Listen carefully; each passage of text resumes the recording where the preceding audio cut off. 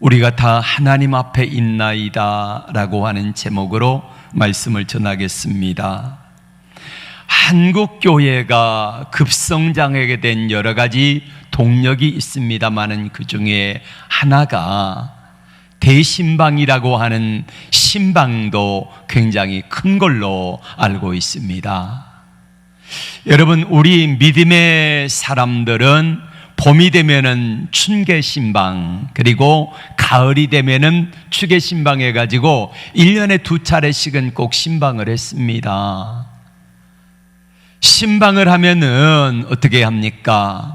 신방을 받기 위하여서 가정에서는 문풍지도 새로 바르고 도배도 하고 또 이불도 빨고 대청소하고 그렇게 해서 신방대원들을 맞이하는데 정말로 정성껏 맞이했습니다. 대신방을 받으면은요, 신방대원들이 목사님, 전우사님, 장로님, 권사님들 이렇게 해서 오면은 7, 8에서 많게는 10명도 넘게 신방을 오거든요. 그러면 식사 준비하랴, 또 가정에 청소하고 준비하랴 여러 가지 분주한데, 그 가정이 정말로 우리 주님이 우리 가정에 오셔서 직접 말씀하심을 간절히 사모하며 얼마나 기다리는지 몰라요. 그리고 이제 신방 대원들이 와서 목사님이 말씀을 전하면은 그 말씀을 아멘 아멘 하면서 받았고요. 그 말씀이 정말로 복으로 받았기에 한국교회가 이렇게 엄청난 성장을 알 수 있는 동력이 되지 않았을까, 이런 생각을 해봅니다. 고넬료라고 하는 사람이 베드로를 초청하여 신방을 받는 이야기가 오늘 나옵니다. 고넬료는 로마의 백부장입니다. 당시에 로마의 주둔지가 가이사라라고 하는 지역에 있었는데 거기에서 백부장의 사명을 감당하였고, 그는 이방인이었지만은 기도와 구지에 힘써서 유대인들도 이 고넬료라고 하는 백부장을 좋아했던 사람입니다. 고넬료가 어느 날 하나님 앞에 기도하는데 하나님이 환상 중에 천사를 보내가지고 이렇게 말씀하십니다. 고넬료야, 내가 네 기도와 구제의 모든 것들을 다 보았고 들었노라 라고 말씀하시면서, 너는 여기서부터 한 50km 떨어진 욥바라고 하는 항구 도시가 있는데 그 욥바에 무두장이 시몬이라고 하는 사람의 집에 사도 베드로가 있다. 그러니 베드로를 초청해서 말씀을 들어라 라고 하는 음성을 듣고 경건한 하인 둘과 그리고 자기 부하 중에 경건한 사람 한 사람 해가지고 3사람을 욥바에 있는 베드로를 청하러 보내었습니다. 이때 베드로가 낮 12시쯤 제9시기어 제6시 기도 시간이 돼가지고 시장할 쯤에 하나님 앞에 기도하러 다락에 올라가는데 환상 중에 하나님이 보여주시는 게 있어요. 내 기퉁이에 싼 것이 내려오는데 잡아먹으라 이렇게 말씀하세요. 풀어보니까 먹지 못할 부정한 짐승들, 그 다음에 여러 가지 것들이 들어있어요. 베드로가 말합니다. 주여, 저는 깨끗하여서 하나님의 말씀대로 살아가는 사람이라 이건 먹지 않습니다 라고 말해요. 이때 하나님이 말씀하지요. 내가 정하다고 아는데 네가 왜 부정하다 하느냐. 1번, 2번, 3번 그 음성이 있은 후에 보자기가 하늘로 올라갑니다. 이때에 고넬료가 보낸 3사람이 베드로의 집 앞에 와가지고 문을 두드려요. 누구냐? 하나님의 성령이 말씀하십니다. 내가 보낸 사람인데 걱정하지 말고 가서 맞으라. 이렇게 해서 베드로가 고넬료 집에 신방을 갑니다. 여러분, 이방인들과 유대인들이 같이 상종하여 이야기하고 음식을 먹는 것은 이거는 부정한 일이라고 여겼습니다. 근데 하나님이 뭐라고 보여주셨어요? 내가 정하다고 아는데 네가 왜 부정하다 하느냐, 이 음성을 3번이나 들었기 때문에 베드로는 묻지 않고 따라갑니다. 갔더니 베드로가 이미 자기 집에 자기의 친구들, 친척들, 그리고 사람들을 다 모아놓고 베드로가 오기만을 간절히 기다리고 있습니다. 베드로가 가자마자 이 고넬료가 어떡합니까? 베드로의 발 앞에 넙죽 엎드려서 입 맞추고 절합니다. 여기서 엎드리다라는 말의 의미는 헬라어 프로스키네오라고 하는 단어인데, 이 말은 종이 주인의 발 앞에 엎드려서 그 발에 입 맞추는 거, 이 행위를 말합니다. 종이 하는 행위예요. 그리고 왕 앞에 마치 왕의 발 앞에 무릎을 꿇고 절하는 것처럼 그렇게 하는 행위가 프로스퀴네오라고 하는 이 단어를 사용하고 있습니다. 그러면은 지금 고넬료는 베드로를 뭘로 여기는 거예요? 나는 종이고 당신은 주인입니다. 나의 왕입니다. 하나님 앞에 하는 것처럼 그렇게 이 고넬료가 하고 있는 모습입니다. 여러분, 고넬료는 베드로 앞에 무릎을 꿇을 수 없는 사람입니다. 왜요? 베드로는 식민지의 한 어부이고, 그리고 고넬료는 정복자입니다. 근데 베드로 앞에 무릎을 꿇고 그리고 엎드려서 발 앞에 입 맞춘다, 이건 상상할 수도 없는 일입니다. 여러분, 그 집에, 고넬료 집에 누가 있습니까? 사람들이, 자기 친구들이 보고 있어요. 여러분, 백부장 친구라고 하면은, 여러분 소위 말하면은 끼리끼리 논다 그러잖아요.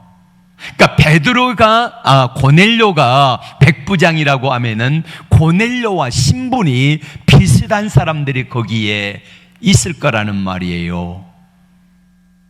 여러분, 내가 사람들이 없다고 하면은 아무도 보지 않는 데서 그냥 눕딱 감고 미친 채 하면서 한번 엎드릴 수 있어요. 그런데 누가 보고 있어요? 자기 친구들이 보고 있어요. 자기 가족들이 보고 있어요. 거기 모인 사람들이 다 보고 있어요. 그런데도 불구하고 고넬료는 베드로 앞에 엎드려서 발 앞에 입 맞추고 절을 합니다.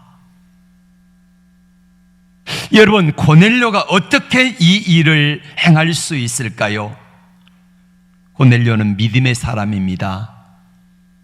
베드로는 어떤 사람입니까? 역시 믿음의 사람이지요.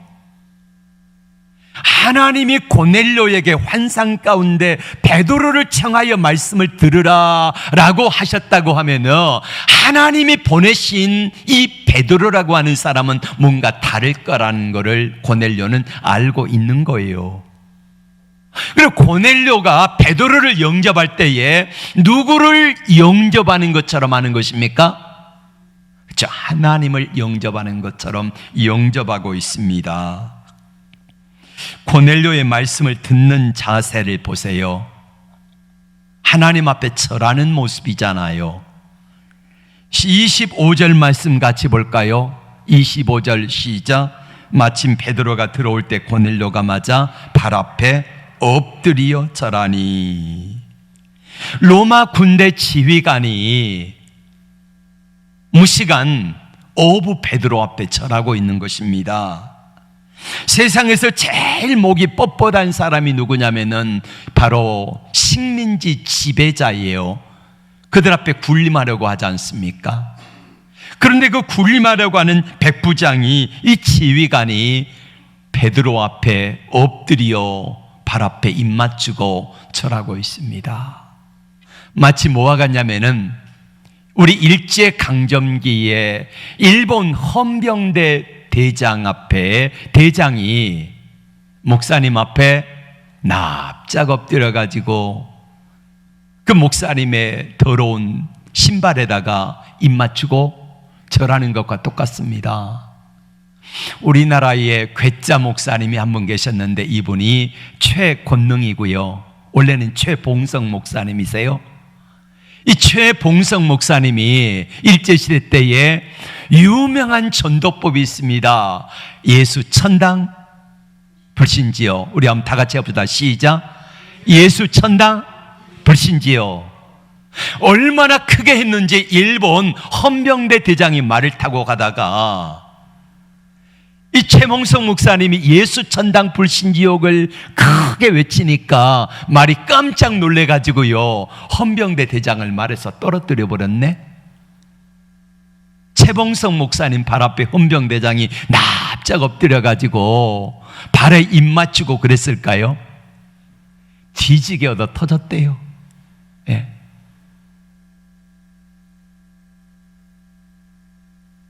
고넬료라고 하는 사람이 베드로 앞에 무릎을 꿇고 발에 입 맞춘다. 이거는 도저히 있을 수 없는 일이라는 말이에요. 그런데 그 일을 하고 있어요. 보세요. 고넬료는 하나님의 사자 앞에, 하나님의 종 앞에 겸손한 것입니다. 그러니까 엎드릴 수 있는 거예요. 마태복음 5장 3절에 심령이 가난한 자는 복이 있나니 천국이 저희 것이며 이렇게 말씀하잖아요. 고넬료의 심령이 가난한 심령이 되어서 하나님의 말씀을 간절히 사모하니까 비록 무식한 사람, 어부였지만은 고넬료가 아는 베드로를 뭐라고 여기는 것입니까? 뭘로 본 거예요? 하나님이 나에게 보내신 종이다, 이렇게 알고 베드로 앞에 무릎을 꿇는 것입니다. 여러분, 고넬료가 그렇게 무릎을 꿇으니까 베드로가 뭐라고 말합니까? 일어나세요. 나도 뭐다? 사람이다, 이렇게 말합니다. 저는 여기서 고넬료도 훌륭하지만은 베드로도 굉장히 멋있다는 생각을 해봅니다. 여러분, 이방인 백부장이 일제시대 때에 헌병 대장이 목사님 앞에 무릎을 꿇고 그리고 신발에다가 입 맞추면서 그렇게 겸손히 안절부절을 못하고 있으면은 사람이 교만할 만도 한데 베드로가 그러지 않아요.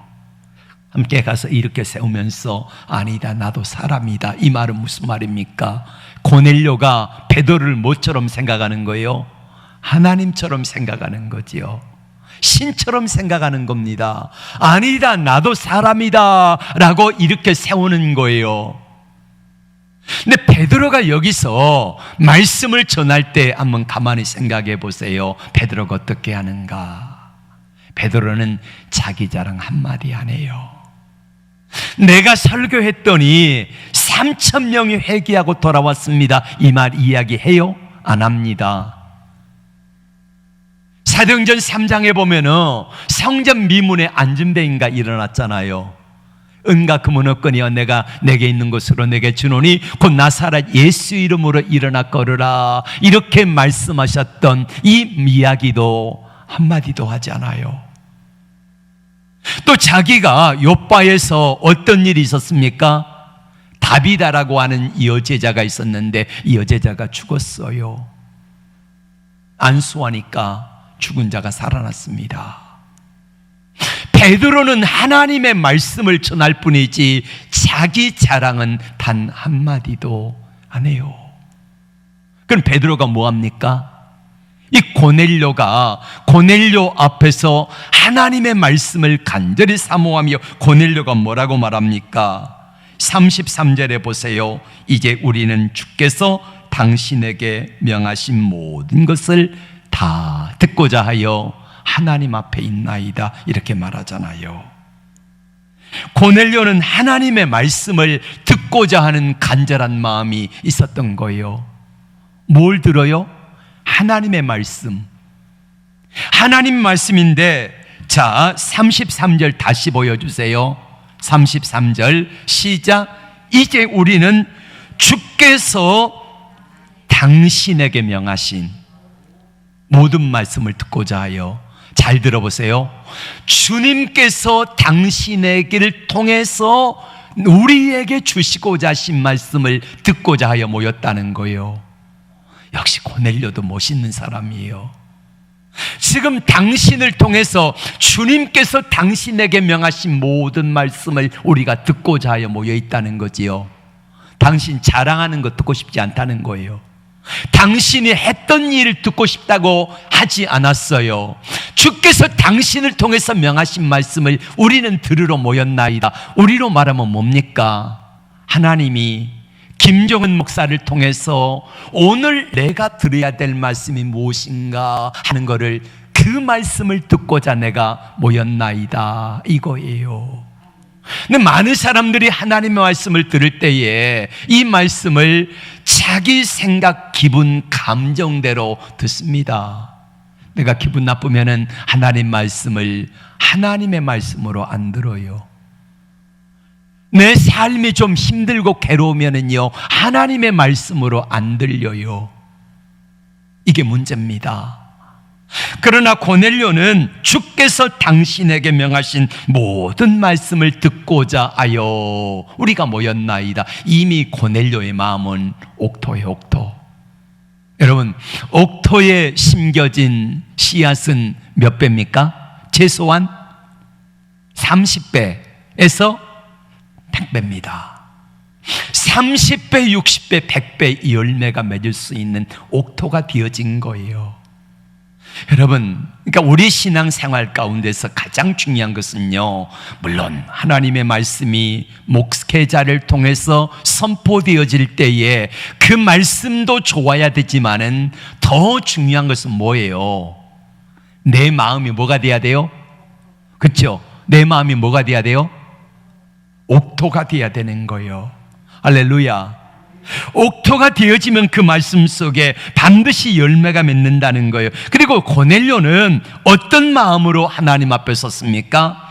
하나님 앞에 있는 마음이다, 이렇게 고백을 합니다. 33절 다시 보세요. 우리가 다 하나님 앞에 있나이다. 우리가 다 하나님 앞에 있나이다, 이 고백을 하고 있어요. 지금 고넬료와 가족들과 친구들이 모여서 지금 누구 앞에 섰는 거예요? 지금 누구 앞에 서 있습니까? 베드로 앞에 서 있잖아요. 베드로와 함께 온 요바에서 온 5명이 함께 따라갔는데 그 경건한 유대인들과 베드로가 6명이 함께 있는데, 그 사람들 앞에 있는데 인간적으로는, 표면적으로는 베드로 앞에 말씀을 들으러 있는데 고넬료는 뭐라고 말합니까? 우리가 다 하나님 앞에 있나이다. 이게 중요한 거예요. 우리가 하나님 앞에서 예배를 드리는 거지 사람 보라고, 사람 들으라고 이렇게 예배를 드리는 게 아니라는 것입니다. 그래서 베드로는 내가 설교할 때 3,000명이 회개하고 돌아왔습니다, 이야기 한마디도 안 해요.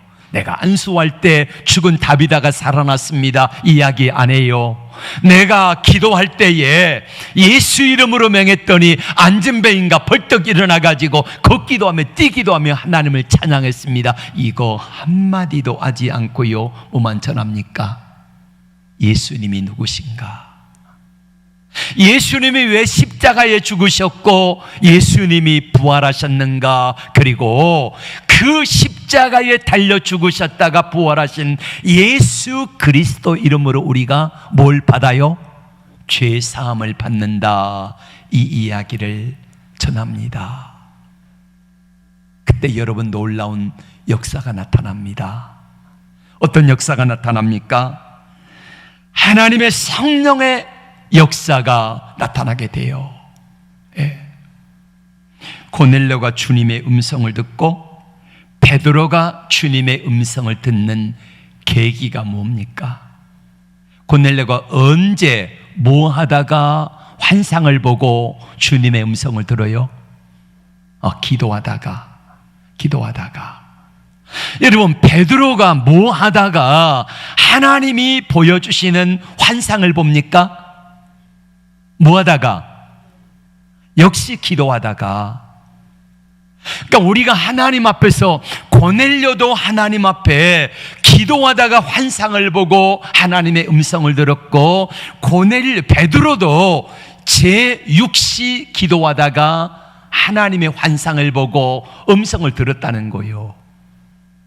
고넬료는 제9시 기도 시간에, 그리고 베드로는 제6시 기도 시간에, 이렇게 해서 각각의 기도할 때에 하나님이 각각의 기도하는 장소에 임하셔서 고넬료에게 음성을 들려주시고 환상을 보게 하시고, 역시 베드로에게도 똑같이 음성을 듣게 하시고 환상을 보게 하신 줄로 믿습니다. 여러분, 우리가 가만히 있는 사람에게 하나님이 환상 주지 않아요. 가만히 있는 사람에게 하나님의 뜻을 보여주고 하나님의 음성을 들려주고 하나님이 누구신가를 알려주지 않는다는 거예요. 하다못해 우리가 배고프면은 내 손으로 음식을 떠 먹어야지 내 배가 부르는 것처럼, 하나님의 사람들에게 가만히 있어도 하나님이 다 책임지신다? 웃기는 소리 하지 마세요. 아닙니다. 하나님은 하나님의 말씀을 가까이 하는 사람에게 하나님이 은혜를 베푸십니다. 기도하는 사람에게 환상을 보여주시고 하나님이 음성을 들려주십니다. 그러지 가만히 있는 사람에게 그렇게 하지 않으신다는 거예요. 오늘부터 예수님이 이 땅에 오시기를 간절히 사모하는 대강절, 대림절 기간이 시작이 되었습니다. 대강절은 성탄절 전 4주간을 말하거든요. 그래서 이 기간 동안에 우리 주님의 오심을 간절히 기다리면서 우리는 이 대강절을 보내는 것입니다. 여러분, 신방받을 때 어떤 마음으로 신방을 받는가에 따라서 신방의 결과가 달라져요. 간절히 사모하고 하나님의 은혜와 축복을 사모하는 사람들에게 하나님께서는 큰 은혜가 주어지더라고요. 예, 맞습니다. 오늘 고넬료 가정에도 역시 마찬가지입니다. 신방을 할 때 보면은 신방 받는 가정에 세 가지를 보면은 이 가정이 믿음 안에 사는구나, 복을 받겠구나 못 받겠구나, 이게요 결정이 되어져요.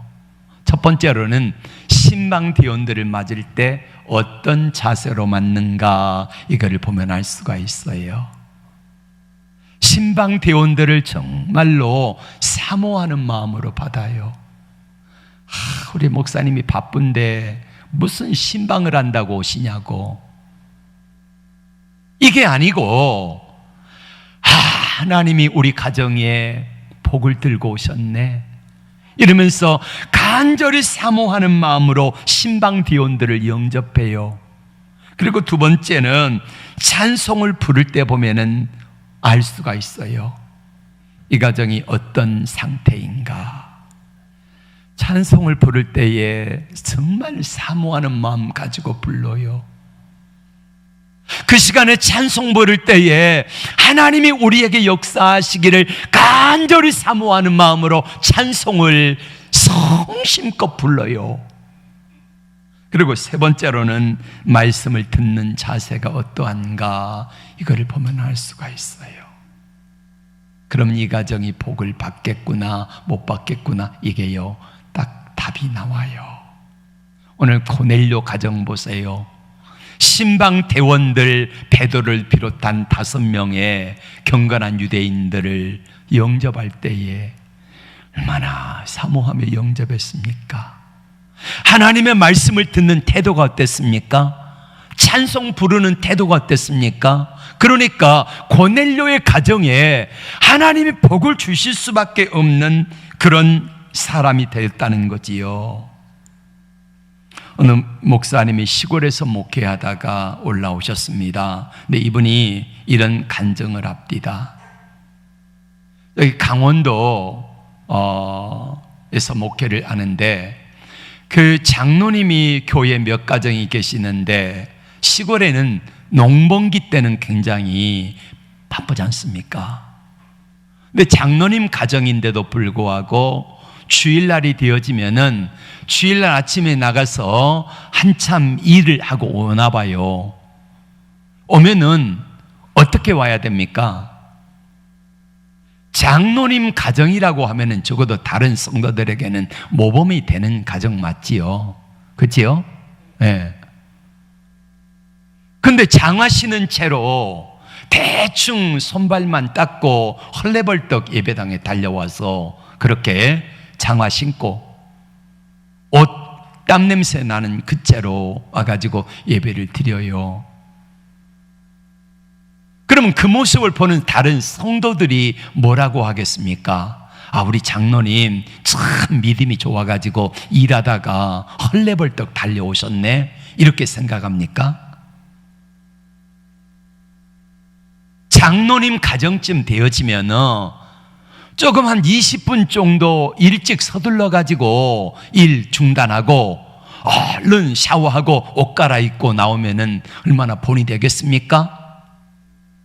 그래서 담임 목사님이 이야기를 한 거예요. 장로님, 권사님, 이러이러하면 좋겠습니다. 근데 그 가정이요, 삐졌어요. 그 이야기를 한다고. 그리고 이제 일찍 나오기는 하는데 태도가, 언사가 불손해요.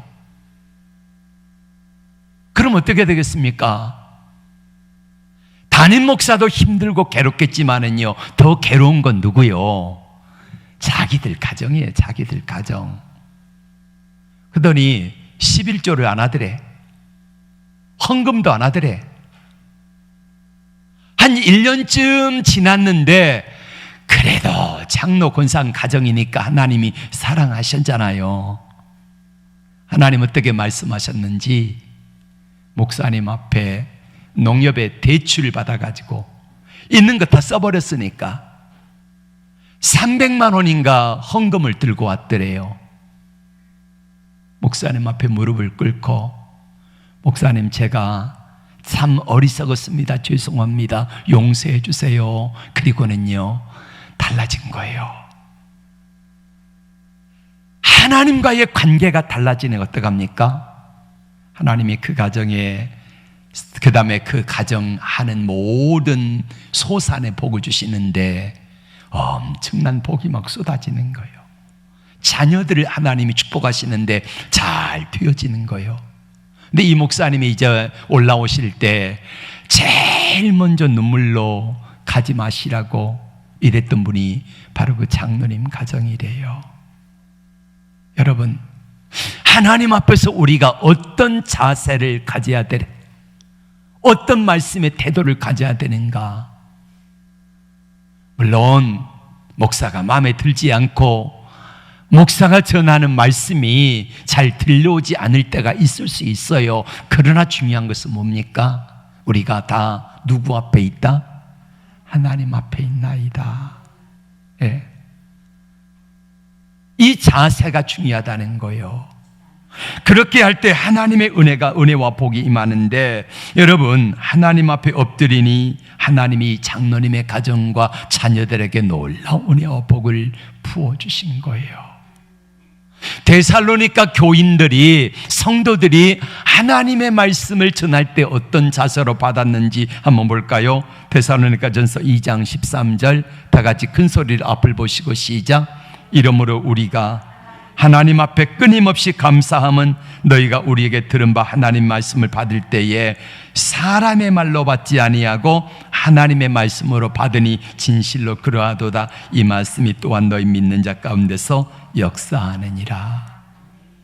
바울과 실라가 데살로니가 교회의 말씀을 전했는데, 이 교회의 성도들이 하나님 말씀을 받을 때에, 여러분, 바울과 실라가 전했잖아요. 근데 사람의 말로 받지 아니하고 누구의 말씀으로 받아요?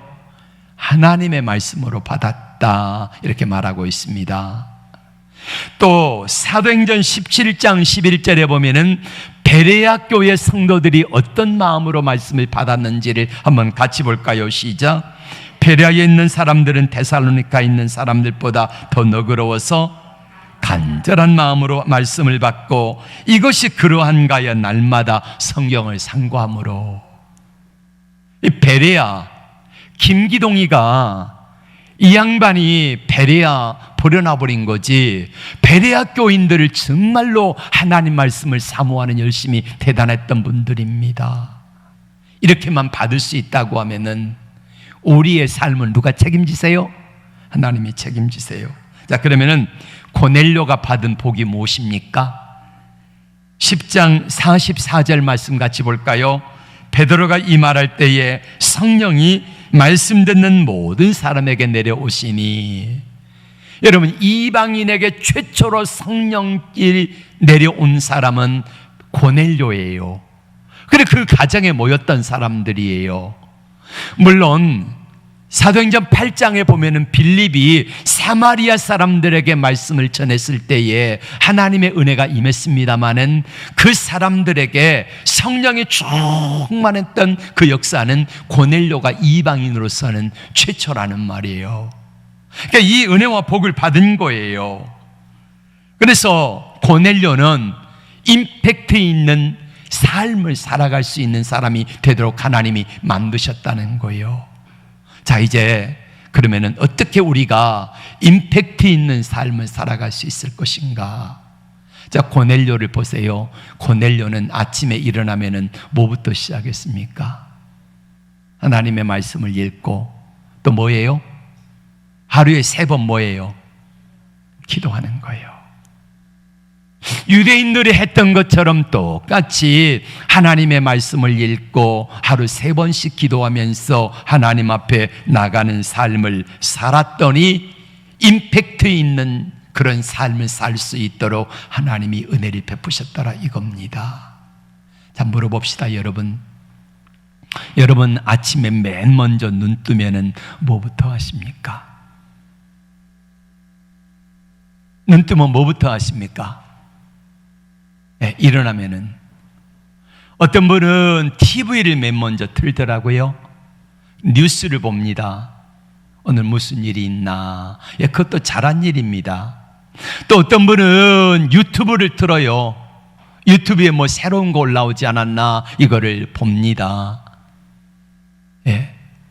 근데 어떤 분들은 기독교 방송을 틀어서 하나님의 말씀을 듣고 찬양을 듣고 이렇게 시작을 합니다. 여러분, 우리가 세상 뉴스, 세상 소식 이것들을 들으면은 그것들을 통해서 뭐가 묻어온 줄 아십니까? 영적인 것들이 그 뉴스 가운데 묻어와요. 음란한 이야기를 들으면은 음란한 영들이 우리 가운데 나도 모르게 들어오고, 잔인한 이야기를 들으면은 잔인한 영들이 우리 가운데 나도 모르게요 우리 가운데 들어옵니다. 그래서 맨 먼저 뭘 해야 되느냐면은 하나님의 말씀을 읽고 기도하고 그렇게 해서 충분히 내 영이 충만해졌을 때에, 그때에 세상 이야기를 들어도요 세상을 이길 수 있는 능력이 오는 거예요. 그래서 먼저 해야 될 것과 나중에 해야 될 것을 구분하라는 거예요. 마치 뭐와 같냐면은 우리가 음식을 먹을 때 좋은 것을 배불리 먹으면 어떡합니까? 나중에는 다른 걸 넣어도 안 들어가잖아요. 이와 마찬가지예요. 세상 것들로 배불리 먹고 나서 영적인 것들을 채우려고 하면은요 이게 안 채워져요. 안 들어가요. 이미 내 영과 혼과 내 육체와 삶 속에 어둠의 요소들이 나를 사로잡아 보기 때문에 이것들이 아무리 하나님의 말씀과 기도를 채우려고 해도요 채워지지가 않는다는 거예요. 예. 그래서 먼저 해야 될 것과 나중에 할 것들을 구분하는 지혜가 있기를 바랍니다. 여러분, 영적으로 민감하시기를 바랍니다. 그래서 맨 먼저 일어나면은요 하나님 앞에 기도 시작하세요. 기도로.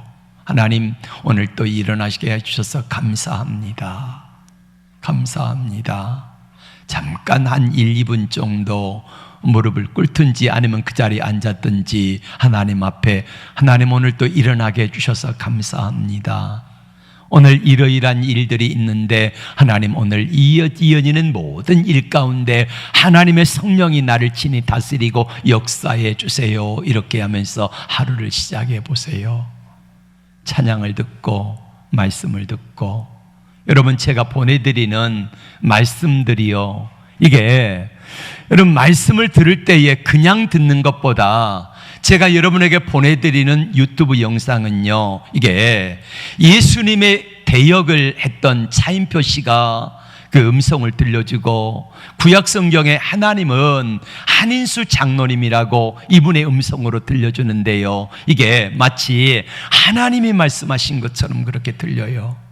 사도 바울의 대역 각자 이렇게 해주니까 입체적으로 하나님 말씀이 들려가지고 훨씬 쉽게 들려집니다. 어제 보내드린 거 못 들었으면은 오늘 아침에 맨 먼저 일어나가지고 그거 틀어놓고 음성을 듣고 하루를 시작해 보세요. 길어야 15분, 20분입니다. 예? 화장실에 들어가서 씻을 때에도 그렇게 하면서 준비하면은요, 내 영혼이 하루 종일 하나님의 은혜로 가득 채워진 것을 느끼는 것이에요. 우리 주님의 그 시간에 나를 신방해 주시는 거요, 주님의 신방해 주심으로 말미암아 내 영과 혼과 육과 모든 것들이, 직장과 모든 일들이 하나님이 다스리시고 하나님이 인도하시는 삶으로 시작하니까 하루가요, 내가 하는 것이 아니라 하나님이 나를 살게 하시고 하나님이 나를 이기게 하시고 하나님이 나를 능하게 하실 줄로 믿습니다.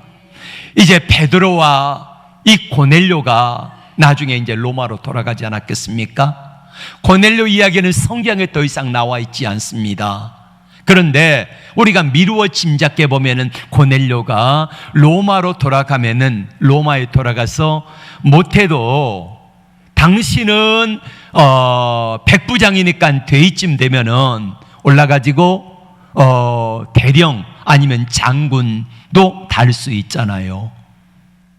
그래서 이 믿음에 경건했던 사람이 로마로 돌아가서 뭐 했겠습니까? 로마에 돌아가 가지고 그 믿음을 유지하지 않았겠습니까? 그리고 나중에 베드로가 로마로 건너갑니다. 로마 대화재가 있을 때에, 그때에 많은 그리스도인들이 핍박과 환난을 당했을 때에 그때 로마에 베드로가 있었거든요. 아마도 이 고넬료와 베드로의 관계는 그 이후에도 계속 이어졌고, 그리고 그 가운데서 고넬료라고 하는 이 경건한 믿음의 사람과 베드로라고 하는 이 신실한 주님의 제자가 연합하여서 함께 일하고 기도하고 말씀으로 로마에 부응해 로마 교회를 세워갔고, 나중에는 그로부터 몇백 년이 흐른 후에 로마가 기독교로 공인되어진 일에 바로 이 두 사람은 엄청난 힘을 발휘하는 귀한 도구로 쓰임받았던 것입니다.